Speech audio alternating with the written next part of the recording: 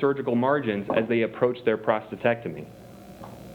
There's also some variation in who actually harvests the lymph nodes at the time of a prostatectomy. And this is probably more important in patients with a high Gleason score or a high PSA. And there are some hospitals that aren't performing lymph node dissections in those patients, yet there are other hospitals that are universally performing lymph node dissections in those patients. So there may be an opportunity for us to work with providers to better understand how to approach surgery for their patients. This is more relevant to the hospitals. How long do people stay in the hospital? There are some hospitals where more than 1/3 of patients stay in the hospital for 3 or more days, which is a little bit bizarre when 80% of these patients are having robotic surgery. So there's definitely an opportunity for us to show value to the hospitals in trying to reduce some of this variation in how long people stay in the hospital. Now, this is what I really wanted to get to, so I know I have like a minute, but we're also trying to look not at these clinical outcomes, but at these patient-reported outcomes. Can patient-reported outcomes discriminate the quality of care we provide? So rather than looking at this in the aggregate, where we can say that of the 176 patients that have completed a survey, and the reason it's not 535 is that we started doing clinical measurement about a year before we started doing survey measurement. We're doing a pretty good job in prostate cancer. In terms of who completes the surveys, we're doing a much better job than the initiatives that we have going in lung cancer, colon cancer, breast cancer, and this pool of high-risk cancers. So patients are motivated to complete these surveys. In aggregate, the outcomes that patients have look like a lot of other prostate cancer registries. This is early after surgery. Within 2 months of surgery, urinary continence outcomes definitely suffer. This is before the rebound when patients' continence outcomes get better. If they have irritative and obstructive symptoms, those are usually pretty good. This is a survey where higher numbers are better, so you want to be close to 100. Bowel is minimally impacted by surgery. Sexual function often deteriorates, especially really early after surgery, and hormonal symptoms are very rare after prostate cancer surgery because these patients are not getting hormone treatment. But when you look at it by hospital, so in aggregate, the picture looks pretty good. When you look at it by hospital, I want to focus on urinary control. Higher is better. So you look at some of these hospitals where these urinary control scores, this is within 2 months of surgery. So this is when people's urinary control is most impacted, it most suffers. They're pretty good. They definitely have taken a hit from around 100, but there are other hospitals where the scores are less than 40. So we may be able to use a combination of clinical data and patient-reported data to discriminate quality. How can we use that? Well, if we look at some data from back when I was a trainee, this is patients who had perfect urinary continence before surgery. These are their scores 60 days after surgery, and they're all over the map. If you draw a line at the top quartile and you say, what happens to people whose early urinary control scores were pretty good, above about 65? They remained good. Through 48 months after surgery, if your early urinary control was good, it remained good. If, however, you were in the bottom quartile, so early after surgery you were really suffering with urinary incontinence, it's all over the map. It's much more unpredictable. So maybe we can look at those providers that have excellent early urinary control scores and learn from them, possibly through things like surgeon coaching. So through a prostate cancer quality collaborative, we may define those quality concerns that lead to quality improvement initiatives so that we can raise that water level and make the quality of care that we all provide better. Lastly, I just wanted to talk about future directions. We are now at the point where this was a research module, and now we're going to hospitals so that hospitals can pay into it. So this is something that's sustained. It's not just something that's 2001 to 2013. It's something that we will continue to do in Washington State, hopefully in perpetuity. We're actually enacting quality improvement initiatives derived from the data that we have. And this is a short shout out to Washington State Prostate Cancer Registry that Dr. Nelson and Nola are working on that's going to combine some of this clinical data, patient-reported data, toward a goal of capturing the outcomes of every prostate cancer patient in Washington State, not just prostatectomy patients, active surveillance patients, radiation patients, advanced disease patients that are always neglected when we think about these prostate cancer registries. So thank you very much.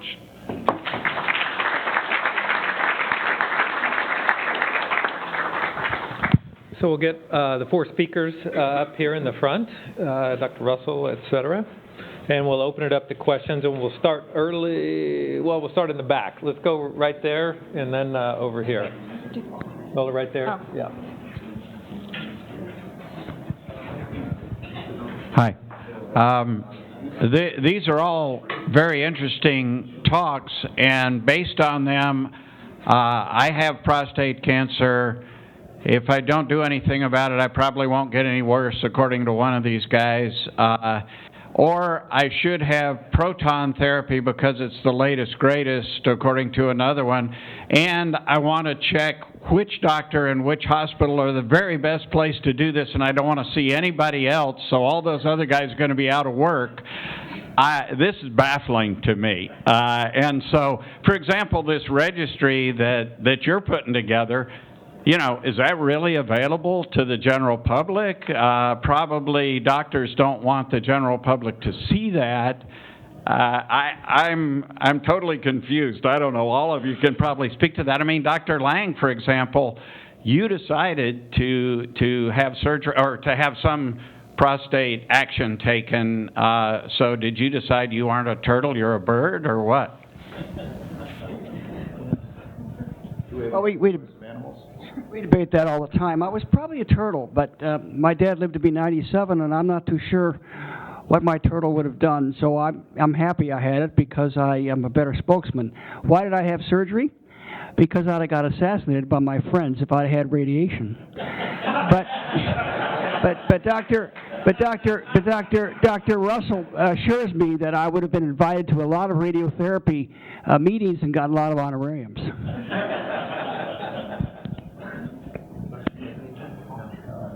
So actually, that's a phenomenal question. And I think what you're talking about is the uncertainty that really plagues and perplexes all newly diagnosed prostate cancer patients.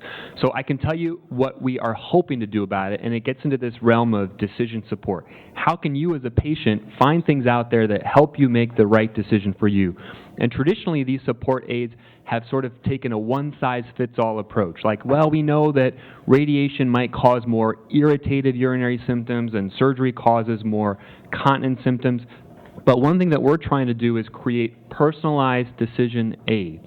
The idea that you can go somewhere and input not only your characteristics, young, healthy, vibrant, but also your preferences. These are the things that are important to me. It's meaningful to me that I can get back and play golf every Saturday. And I think it's not available yet, but there are going to be some opportunities in the next couple of years to access personalized decision support tools, and I think that's really the wave of the future, and that will help you understand all that. Question here? Yes, for Dr. Russell, where are we here in the Seattle area for proton therapy third-party payers, specifically Medicare, Group Health, Veterans Administration? Can you repeat? It's all over the map. Repeat the question. Repeat the question. Oh, the question is who's paying for it in the Puget Sound area, and it's all over the map. Medicare pays for it. Group Health has historically taken care of their own folks, by and large, with and when I go back let me go back a step on protons, as we talked about protons for prostate, and protons are obviously used for a much broader spectrum, and so insurance reimbursement is really by diagnosis.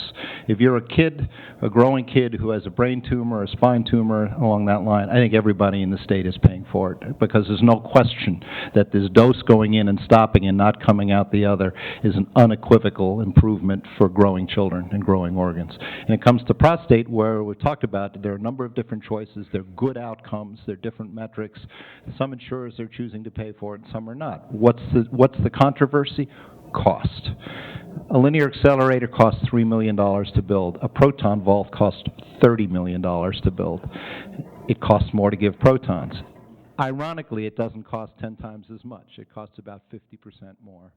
And the question that is the dividing line for insurers is that 50% extra worth it in terms of the things we've talked about? Particularly, and I don't mean to be cynical about it, but some of the side effects that people get following one form of treatment or not don't cost an insurance company. If you have more frequent urination or more frequent bowel movements and such, it doesn't cost an insurance company. So they look at it from the point of view of what are they going to pay for down the line. And if it doesn't cost them a whole lot more for a person to have a little more discomfort potentially, it's not clear that they're going to pay for that. So there is quite a bit of variability. Yeah. So we got two questions in the back. Let's try to have short questions, short answers, because we got a lot more coming through. So two of them here. First one with the mic, and then Nick. Go I ahead. think this is a quick question, Dr. Russell.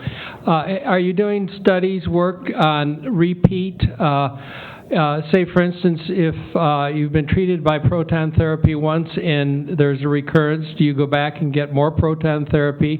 And if you do, what is the incidence of success in that treatment for the second time around?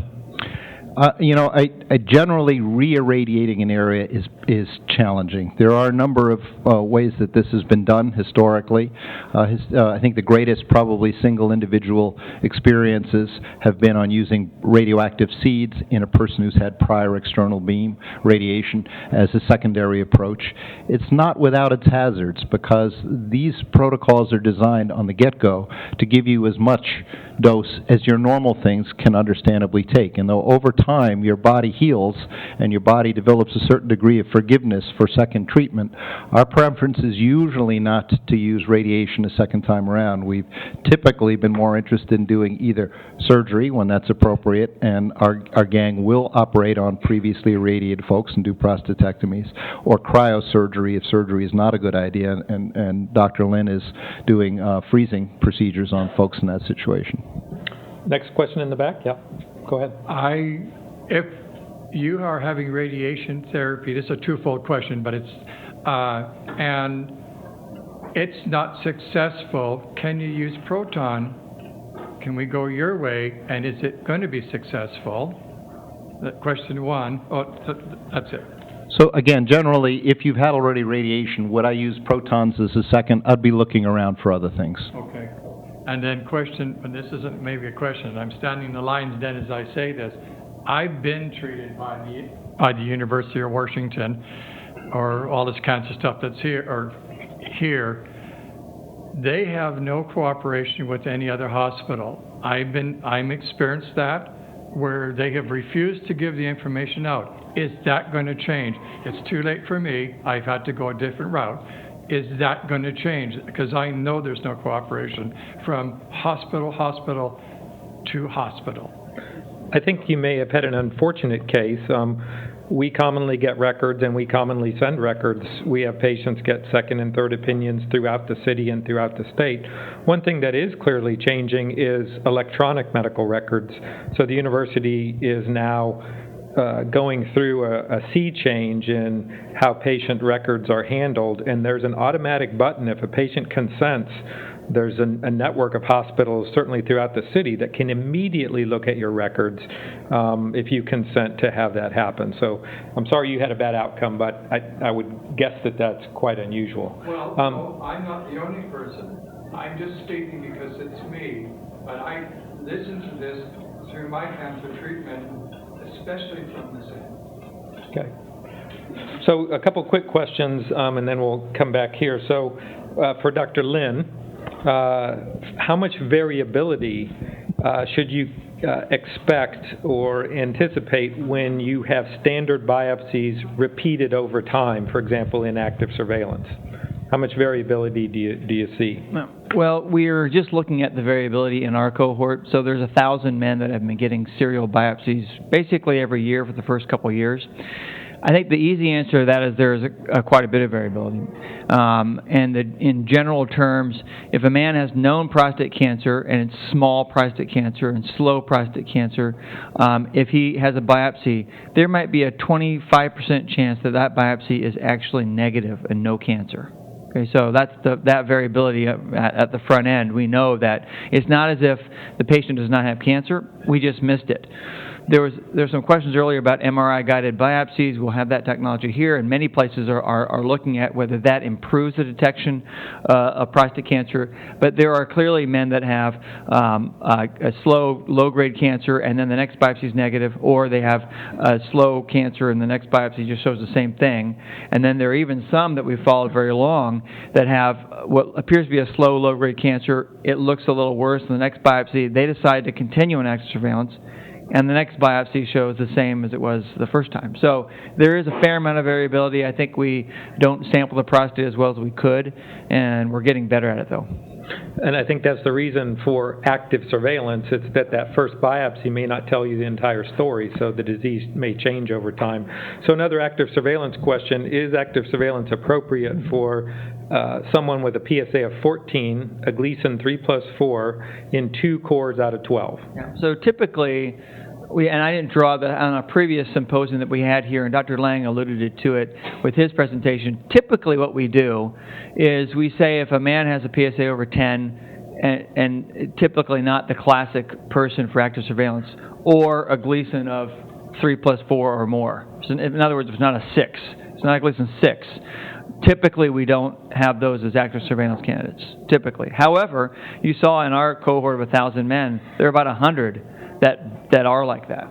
So that have said, I have a little bit worse cancer, but I do not want to get treated. Getting back to the very first question in the Q&A and referring to that, I mean, Dr. Lange, when he had his prostate removed, was in his 50s. And so a good 10 years earlier than a man usually typically diagnosed. I think that the diagnosis of prostate cancer is incredibly personalized, and Dr. Gore mentioned that too. There's age, there's how many biopsies are positive, there's the overall health of the patient, there's so many other aspects that determine the initial course of treatment. So another quick question from the audience. If prostate cancer is found postoperatively in a lymph node, is it metastasized? And the answer is yes, it has metastasized. Any spread outside of the prostate is technically a metastasis. At the time of surgery, if it's found, it's possible that was the only place. They could have been cured by surgery. Oftentimes, that individual might get radiation treatment immediately after surgery to try to eliminate additional tumor cells that might have been there. That patient is clearly at higher risk that it might have metastasized microscopically to other places. Question? Yeah, here? Oh, mic here? Okay. Yes, thank you. I'm just curious, is proton therapy available to anybody that can afford it, or is it limited by your capacity to handle patients? I mean, right, I'm not quite sure I get it. In other words, we do have capacity to handle folks right now. It takes many people that can afford to come. Yeah, I mean, either the proton facility has a process in place for those who have insurance coverage, obviously, and it has a process in place for those who don't. And there is capacity, in the proton facility right now, yeah. Question here? Yeah. You can speak loudly. We'll repeat the question. I have 2 questions for Dr. Lange. Question number 1 is there any relationship between the prostate cancer grade Gleason score and just making sure everything's set up. We're just finishing up question and answer. Oh, yes, very much. In fact, can you repeat it, Paul? Is there any relationship between the Gleason score and survival? And the answer is yes. And in fact, it's one of the more powerful of the parameters we have in terms of survival. But there are 2 things you need to know. One is that the survival, even with very serious cancer, is actually pretty good up to 10 years and even 15 years. And actually, those curves don't mean much anymore because of all the new things that you're going to hear about in the next session. The other thing is that it's still crude compared to what we need. Even with grade and stage and everything else, the predictability in terms of what's going to happen and what therapy you should have is still very poor, and that's why we're concentrating so much, and Dr. Lin could speak for days on this, on developing better markers to try to predict who is the real bird and what kind of bird, and so that we can tailor therapy based upon that. And so that's where it's going. The Gleason's grade is the best we have had in the past, but I'm sure our residents will say, would you believe these people used to use only grade? I mean, that's before the car was invented. Let's have a question back here, and then we'll come back to you, and then we'll break for lunch, okay? Dr. Russell, I've had the pleasure of being in your shop a couple times. What I appreciated about it is when your staff strapped me down and closed the doors, I knew cancer was dying that day. I wonder if the advent of this proton therapy maybe creates some new opportunities for radiation treatment as a primary treatment, as opposed to having patients go through chemotherapy and some of these things that were much harder for me to deal with than recovery from radiation. Well, I guess the role is where can you use protons in the spectrum of treatment of prostate cancer. We tend to think of it in where we think it's still localized and where there's nothing else going on that we think elsewhere in the body. Usually when someone has it spread beyond the pelvis and the pelvic lymph glands, we think they're best served by having a treatment that goes everywhere. There are some subsets of folks that we all see where there can be a dominant spot, what we call an oligometastatic site. So there are circumstances, and you heard about it a little bit from Evan Yu, not all bone metastasis is the same. Some can respond and some cannot. And so we're starting to use radiation not only for treatment of areas that are painful, where you need radiation to prevent a bone from breaking to relieve pain, but in selected circumstances when it looks like somebody has a very focal area that's just not behaving as the rest of their system, and they've been doing pretty well otherwise, to treat those areas a little bit more presumptively and proactively. Haven't really focused on protons per se in that setting, but there's absolutely no reason one couldn't. Last question before lunch? Yeah. Yeah, two questions basically. The first question is for Dr. Dan Lange. Is there any evidence that, let's say, a prostate cancer patient starts with a Gleason score, let's say 2, and if not treated, it could increase to like 6, 7, or 9, or 10? Yeah, so at this point in time in the last many years, we haven't seen any Gleason grade less than 6. I mean, there may be a Gleason some total score of maybe some 5s, but most of the times they're 6s now as the lowest grade that I've seen in years. And certainly there have been patients that started at Gleason 6, which is, again, the lowest score possible, and then over time have gone to a 7 or an 8. We've seen that, or they choose surgery and we remove their prostate and they have a 9. We've seen that. It's a minority of the cases. And my last question for any of the doctors is deep tissue massage harmful for cancer patients? Does it spread cancer cells throughout the body? Deep tissue massage. There's no evidence about that, so deep tissue massage. Ken wanted to make a final comment. Oh, I just wanted to add a comment. I didn't have a chance earlier. The gentleman said he's totally confused about the different options, and right. And A, you're not alone. B, and following up on Jonathan Gore's remarks, with Dr. Donna Berry, who was here in Outcomes Doc, and Dr. Ellis and myself worked for years on a project to individualize choices for men, educate them in individualized choices, because there is no one-size-fits-all, and it has to fit into your health and your lifestyle. She's now on in Harvard. That project continues, though, and so the primary object is to educate yourself across those different choices. And in a true pitch for, not for protons, but for the prostate center in general, I think the docs that you would talk to in our prostate center, whether urologists, radiation oncologists, or medical oncologists, view themselves as prostate docs first and much less wedded to their specific specialty. So they're going to educate people on what they think is best for them, not necessarily for their modality. Great. So a few things. Please feel free to come and track these folks down if you still have questions over lunch. We're going to break for lunch. You have 45 minutes. Lunch is out here. Please visit the support group tables. Use the biology break, and we'll reconvene at 12:45. Thanks.